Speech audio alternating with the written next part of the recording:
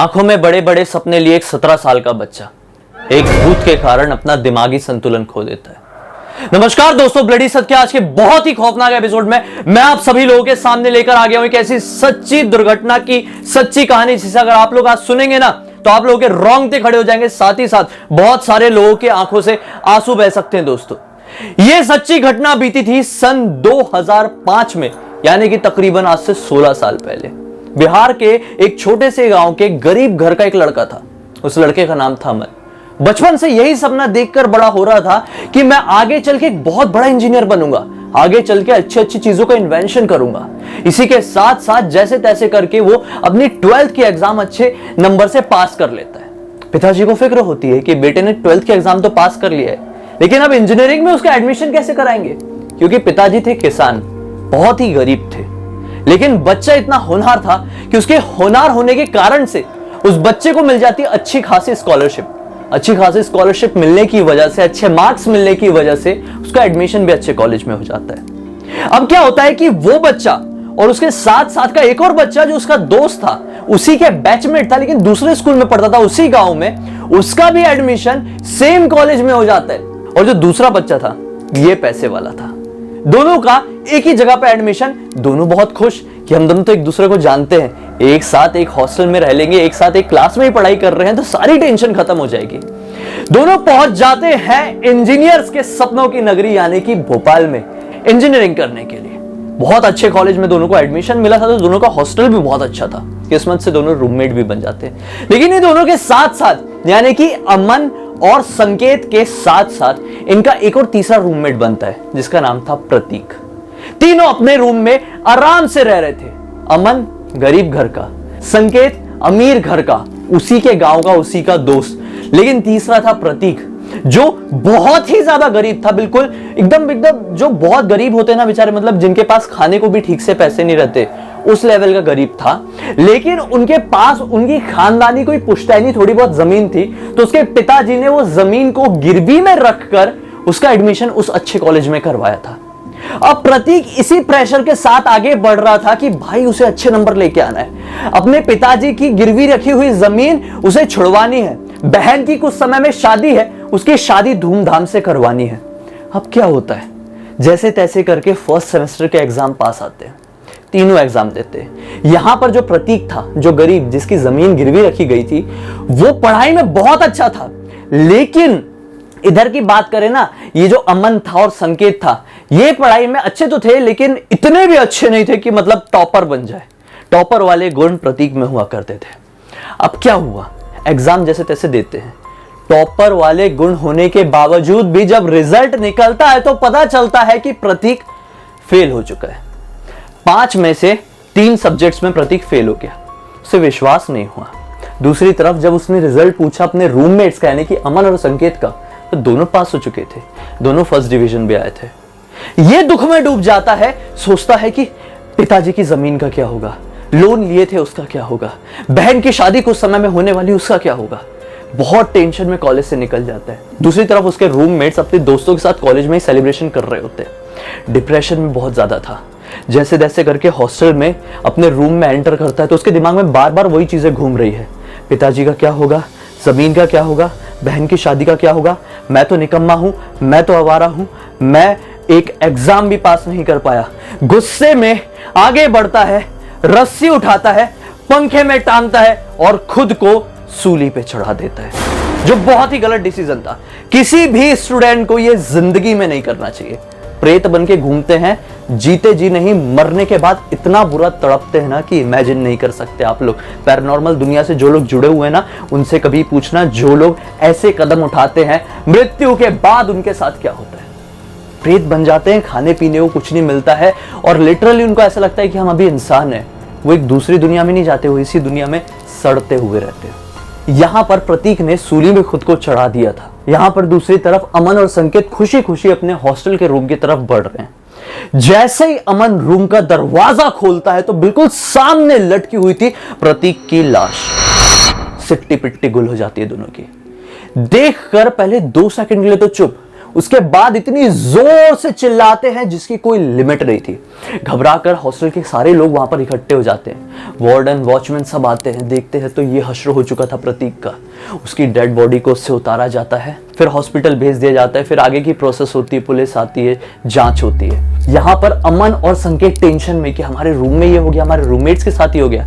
एक काम करते हैं, हम लोग कुछ दिनों के लिए घर चले आते हैं, एग्जाम तो हो चुके, रिजल्ट भी आ गया, थोड़े दिन शायद माइंड को रिलैक्स होगा और फिर वापस से लौटेंगे। एक हफ्ते के लिए दोनों अपने होम टाउन, अपने गांव चले जाते हैं। फिर वापस से उनकी क्लासेस ओपन होने की टाइमिंग आ जाती, तो सोचते हैं कि अब हमें जाना चाहिए।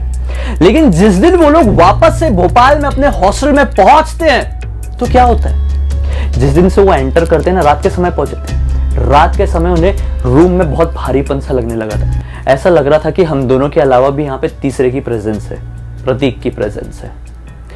दोनों शांत थे, ज्यादा एक दूसरे से बात नहीं कर रहे थे। रूम में पहुंचने के बाद क्या करते हैं, खाना पीना खाते हैं और सो जाते हैं। जैसे ही अमन और संकेत की नींद खुलती है, वैसे ही रात के 3 बजे खड़खड़ खड़खड़ खड़खड़ की आवाज आती है। अमन घबराकर अपनी आंखें खोलता है, पलंग में ही लेटे लेटे बाईं तरफ अपनी गर्दन घुमाता है। सीधे उसकी नजर पड़ती है सामने रखे हुए स्टडी टेबल पर, जिसका लैंप चालू था और वहां पर बैठकर कोई पढ़ाई कर रहा था।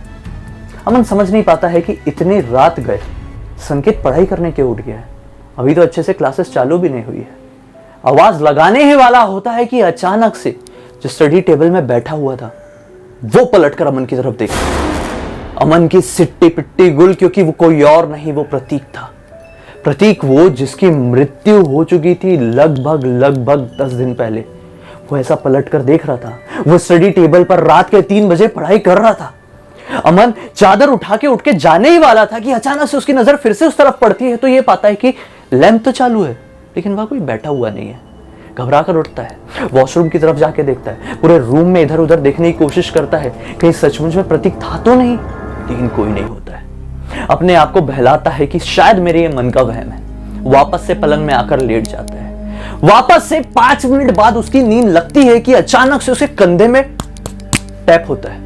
आंखें खोलता है तो जैसे ही आंखें खोलता है तुरंत पाता है प्रतीक उसके मुंह के बिल्कुल ऐसा सामने। और ज्यादा डर जाता है, चीख निकल जाती है। उसकी चीख की वजह से यहां पर संकेत की नींद खुल जाती है। संकेत बोलता है क्या हुआ? वो बोलता है यहाँ पे प्रतीक है, मुझे बहुत डर लग रहा है। इसी तरह से आगे का कुछ और समय बीतता है। अब अमन के साथ साथ संकेत को भी उस रूम में प्रतीक की प्रेजेंस दिखाई देने लगी थी। दोनों को कभी दिखाई देता था कि उसकी डेड बॉडी अभी भी पंखे में लटकी हुई है। दोनों को कभी प्रतीक अपनी स्टडी टेबल पर पढ़ाई करते हुए दिखाई देता था। दोनों को कभी प्रतीक तीसरे पलंग में सोता हुआ दिखाई देता था। दोनों को कभी प्रतीक वॉशरूम में नहाता हुआ समझ में आता था। दोनों की जिंदगी इसी तरह से घुट घुट के हॉस्टल के उसी कमरे में कट रही थी, क्योंकि वो लोग किसी के भी सामने इस बात का जिक्र करते थे, लोग उनकी बात पर हंसी उड़ाते थे। कैसे विश्वास करेंगे, आज की दुनिया में लोग इतनी इजीली विश्वास करते थे। उनका दुख वही दोनों जानते थे, क्या महसूस कर रहे थे वही दोनों जानते थे। सेकेंड सेमेस्टर आता है, एग्जाम देते हैं। एग्जाम में दोनों बच्चे फेल। रिजल्ट देखकर सच बता रहा हूं, इतने दिन से घुट घुट के वो लोग जी रहे थे ना, यहां पर पहुंच गई थी चीज। दिमागी संतुलन खो दिए दोनों ने। दोनों लिटरली पागल हो गए। आने वाले कुछ दिन तक उनको कभी उनके रूम के बाहर देखा जाता था। रात के 3-3 बजे वो बाहर बैठे हुए हैं, रूम के अंदर नहीं जा रहे। कभी बिना मतलब के हंस रहे हैं, बिना मतलब के चिल्ला रहे हैं, बिना मतलब के रो रहे हैं, बिना मतलब के आपस में बात करने के साथ साथ वो तीसरे पर्सन के साथ भी बात कर रहे हैं, जबकि वहां पे तीसरा पर्सन कोई होता ही नहीं था। मतलब हवा से बात करने लगे थे। अब ऐसा शो कर रहे थे कि प्रतीक हमारे साथ रह रहा है।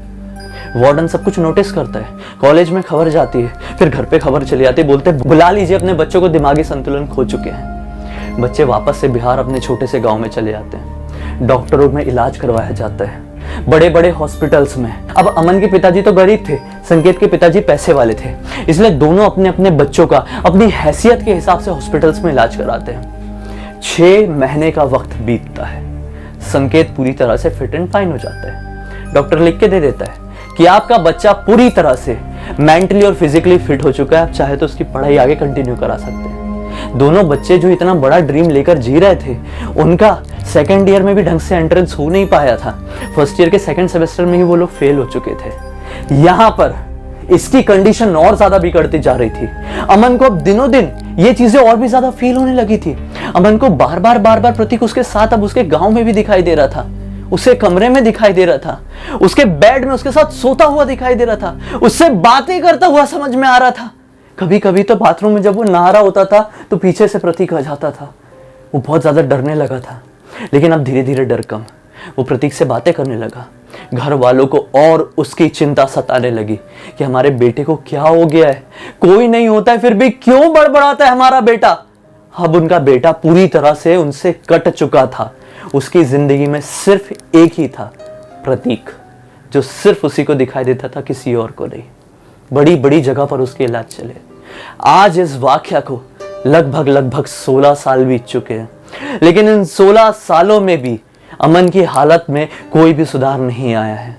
आज भी वो अपने परिवार वालों से पूरा खटा खटा रहता है और अपनी जिंदगी सिर्फ और सिर्फ प्रतीक के साथ जी रहा है। उसको जिंदगी का एक सहारा मिल गया, मानो उसका एक मृत दोस्त प्रतीक, जिससे हर पल हर चीज के लिए सहारा देता है, हर पल उससे बातें करता है। प्रतीक से ही अमन सब कुछ शेयर करता है। आज उसकी हालत अगर आप लोग देखेंगे तो आप लोगों की आंखों में आंसू हो जाएगा, साथ ही साथ आप उससे घबरा कर, सच बता रहा हूं, आधे किलोमीटर का डिस्टेंस बना लेंगे। ये बात मुझे किसी और ने नहीं, अमन की कजन सिस्टर ने पूरे इंस्टाग्राम में लिख भेजी थी। जब मैंने ये पढ़ा, इमेजिन कर रहा था, और अभी भी बताते हुए इमेजिन कर रहा हूँ, लिटरली गूज़बम्स खड़े हो रहे हैं। इतना ज़्यादा बुरा लग रहा है उस बच्चे के लिए। बस यही कह सकता हूँ कि मिलकर प्रार्थना कीजिए उस छोटे से, अब तो बड़ा हो चुका होगा, उस लड़के के साथ जो कुछ भी बीता अब वो आगे ना बीते। जो कुछ भी उसने एक्सपीरियंस किया था अब आगे ना करे। भगवान से यही प्रार्थना है कि वो जल्दी से जल्दी ठीक हो जाए।